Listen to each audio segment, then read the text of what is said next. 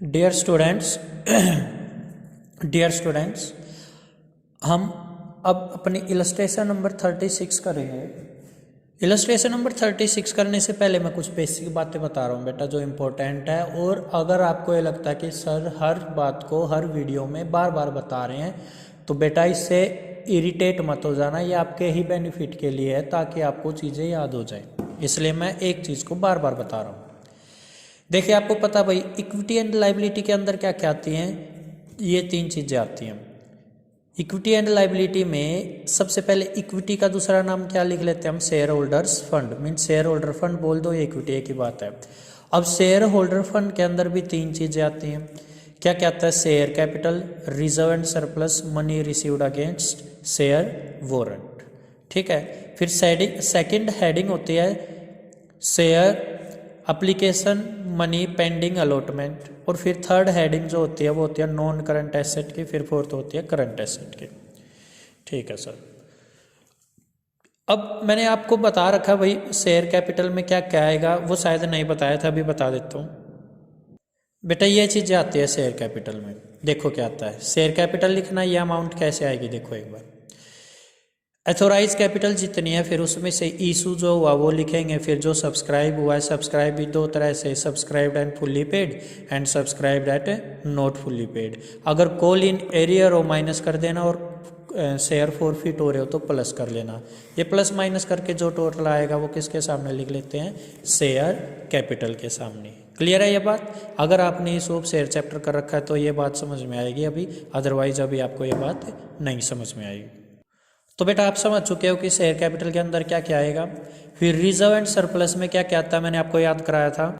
Reserve and surplus में बेटा ये चीज़ें आती है CR, CRR, SPR, DRR, ESOP, general reserve, PNL का क्रेडिट बैलेंस हो तो प्लस, डेबिट हो तो माइनस, या fund. CR means capital reserve, CRR capital redemption reserve, SPR security premium reserve, DRR debenture redemption reserve, ESOP employ stock option plan, general reserve PNL का credit balance और debit balance minus, और fund. ये चीज़ें आती हैं। तो हमें इसके अंदर क्या क्या आता है वो भी पता लग गया। ये अभी इग्नोर करो, ये भी इग्नोर करो।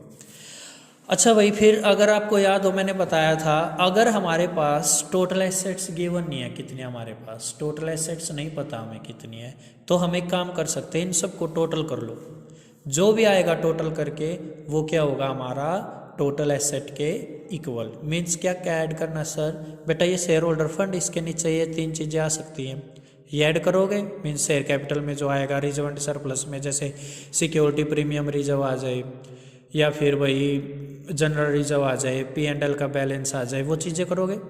तो मीन्स हम इन तीन हेडिंग्स के अंदर जो जो आ सकता है वो ऐड कर लेंगे। तो इनके अंदर को मैं भी इग्नोर कर रहा हूँ, केवल हेडिंग बता दूँ। ये तीन हेडिंग याद टोटल करके हमारा क्या आ जाता है? Total assets. एक तो share holder fund, non current liability और करंट लाइबिलिटी। अगर मैं इन तीनों को टोटल कर दूं तो मेरा क्या आ जाएगा? Total assets. अच्छा एक बात बताना बेटा, नॉन करंट लाइबिलिटी को क्या मैं नॉन करंट लाइबिलिटी को लॉन्ग टर्म डेट्स बोल सकता हूँ? लॉन्ग टर्म डेट्स, लाइबिलिटी में डेट होता है बेटा, बिल्कुल।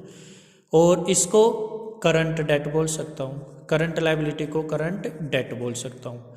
अच्छा, ये नॉन करंट हो, ये करंट हो गई और ये नॉन करंट हो गई, इसको लॉन्ग टर्म या नॉन करंट डेट भी बोल सकते हैं, नॉन करंट डेट्स। ठीक है। कहने का मतलब ये और ये टोटल कर दूँ तो टोटल डेट नहीं हो जाएंगे, मीन्स टोटल लाइबिलिटी नहीं हो जाएगी।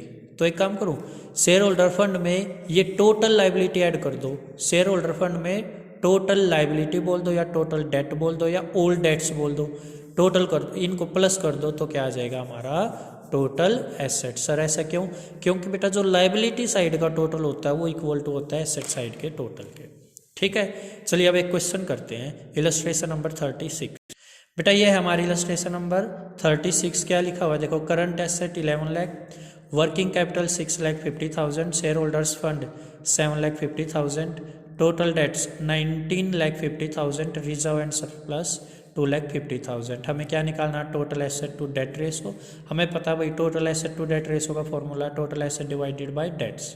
अब सुनो, हमें फॉर्मूले के लिए चाहिए टोटल एसेट और डेट। हमें अभी पता चला कि टोटल एसेट कैसे निकाली जा सकती है? Share holders fund plus old debt करके।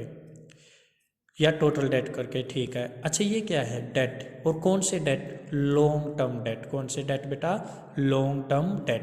तो अगर मैं टोटल डेट में से current that means current liability minus कर दूं तो मेरे क्या आ जाएंगे, लॉन्ग टर्म डेट। केवल डेट लिखा है, इसका मतलब ये क्या है, लॉन्ग टर्म डेट। चलिए करते हैं बेटा, डेट निकालना। टोटल डेट है मेरे पास, देखना यहाँ पर, ये रे, ये कितने है मेरे पास, 19,50,000। इसमें से मैं क्या माइनस करूँगा, करंट लाइबिलिटी, तो मेरा क्या आ जाएगा, debts means long term debt. अच्छा भाई, करंट लाइबिलिटी तो है ही नहीं मेरे पास, कोई बात नहीं बेटा, घबराना नहीं है, मैं करंट लाइबिलिटी निकलवा दूंगा आपकी। कैसे निकलेगी, देखो, वर्किंग कैपिटल का एक फॉर्मूला होता है जो क्या बोलता है, current asset minus current liability. अब क्या आप यहाँ से करंट लाइबिलिटी का फॉर्मूला बना सकते हो, बिल्कुल। देखो, इसको इक्वल के इधर ले आओगे, ये माइनस में तो प्लस में हो जाएगा, current liability equal to current asset minus working capital. तो करंट लाइबिलिटी कैसे निकलेगी, करंट एसेट है हमारे पास, बिल्कुल है 11 लाख, वर्किंग कैपिटल है, बिल्कुल है 6,50,000। तो 11 लाख में से 650 माइनस किया मैंने, और माइनस करने के बाद आया बेटा 4,50,000। तो ये मेरी क्या आ गई, करंट लाइबिलिटी। तो मैंने यही तो माइनस करना था, 19,50,000 में से करंट लाइबिलिटी आई है मेरी 4,50,000। ये माइनस कर दूंगा तो मेरा ये आएगा 15 लाख। तो मेरा ये क्या आ गया बेटा, डेट्स तो आ गए मेरे कितने, 19 लाख में से 19 लाख में से जब मैंने 450 माइनस किया, 15 लाख रुपीज़ आ गए। क्लियर है यहाँ तक, ठीक है बेटा। अब क्या करना है, आगे फॉर्मूला लगाना है। मेरे पास डेट है भाई, मीन्स ये 15 लाख तो है मेरे पास, टोटल एसेट नहीं है मेरे पास। टोटल एसेट निकालने के लिए मैंने अभी अभी आपको एक फॉर्मूला बताया है कि जो शेयर होल्डर्स फंड है यहाँ पर, ये रे बेटा 7,50,000। अच्छा, याद है आपको कि शेयर होल्डर्स फंड में क्या क्या आया था बेटा, देखो शेयर होल्डर फंड में ये निकालने के लिए आपको क्या करना पड़ता है, ये 3 चीज़ों का ऐड करना पड़ता है आपको। देखो इस क्वेश्चन में ना रिजर्व एंड सरप्लस दिया है, मीन्स आपको ये दिया है रिजर्व एंड सरप्लस। बेटा जब ये ही आपके पास, इन तीनों को टोटल करने के बाद ही तो ये आना है, और आपको ये गिवन है तो ये मत लिखना, अब ये इग्नोर कर देना, क्योंकि ये ऑलरेडी टोटल करके ये आ चुका है। सीधी सी बात है बेटा, ये 3 टोटल करके तो शेयर होल्डर फंड आता है, और शेयर होल्डर फंड आपको गिवन है तो इसी को लो, इसको इग्नोर करो। तो एक हमेशा बात याद रख लेना, जब आपको रिजर्व एंड सरप्लस भी गिवन है और शेयर होल्डर्स फंड भी गिवन है, रिजर्व एंड सरप्लस को इग्नोर कर देना। या फिर अगर आपके पास शेयर कैपिटल भी गिवन है और शेयर होल्डर्स फंड भी गिवन है तो शेयर कैपिटल को भी इग्नोर कर देना। Money received against share warrant दे रखा है तो उसको आप इग्नोर कर दोगे, क्योंकि आपके पास क्या गिवन है, शेयर होल्डर्स फंड। सर ये गिवन नहीं है, बट ये तीनों चीज़ें दे रखी हैं। क्या क्या दे रखा है, ये A B C वाले, ये तीनों, तो आप इन तीनों को टोटल करोगे तो आपका शेयर होल्डर्स फंड आ जाएगा। अभी के लिए समझ लो, जब रिजर्व एंड सरप्लस और शेयर होल्डर फंड दोनों दे रखे हो तो आप रिजर्व एंड सरप्लस को इग्नोर कर दोगे। चलिए भैया देखो, अब मैं क्या लिखूँगा यहाँ से, शेयर होल्डर फंड लिखूँ या रिजर्व एंड सरप्लस। बेटा मैं लिखूँगा शेयर होल्डर फंड, तो क्या आ गया मेरा 7,50,000। मैंने अभी अभी बताया था आपको टोटल एसेट निकालने का फॉर्मूला क्या है, शेयर होल्डर्स फंड में आप ऐड कर दो टोटल डेट्स। टोटल डेट्स कैसे करोगे बेटा, ये गिवन आपको टोटल डेट्स, तो मजे की बात है, कितना गिवन, और ये